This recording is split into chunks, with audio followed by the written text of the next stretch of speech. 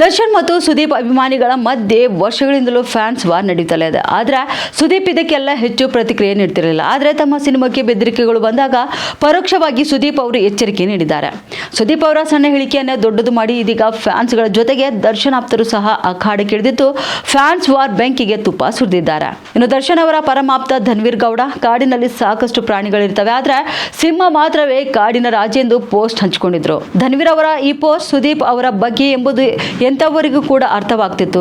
ಆದರೆ ಧನ್ವೀರ್ಗೆ ಈಗ ಟಾಂಗ್ ಕೊಟ್ಟಿದ್ದಾರೆ ಸುದೀಪ್ ಆಪ್ತ ವಿನಯ್ ಗೌಡ. ವಿನಯ್ ಗೌಡ ಅವರು ಧನ್ವೀರ್ ಅವರ ಪೋಸ್ಟ್ಗೆ ಎದುರಾಗಿ ಪೋಸ್ಟ್ ಹಂಚಿಕೊಂಡಿದ್ದಾರೆ.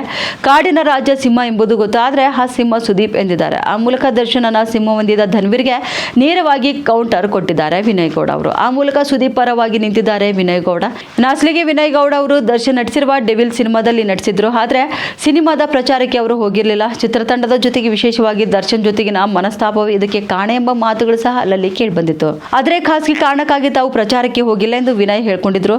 ಸೂಕ್ಷ್ಮವಾಗಿ ಗಮನಿಸಿದರೆ ವಿನಯ್ ಗೌಡ ಅವರು ತಮ್ಮ ಇನ್ಸ್ಟಾಗ್ರಾಂನಲ್ಲಿ ಡೆವಿಲ್ ಸಿನಿಮಾ ಕುರಿತಾಗಿ ಒಂದೇ ಒಂದು ಪೋಸ್ಟ್ ಸಹ ಹಂಚಿಕೊಂಡಿಲ್ಲ. ಉತ್ತರ ಕರ್ನಾಟಕ ನ್ಯೂಸ್, ಇದು ಕನ್ನಡದ ಉಸಿರು.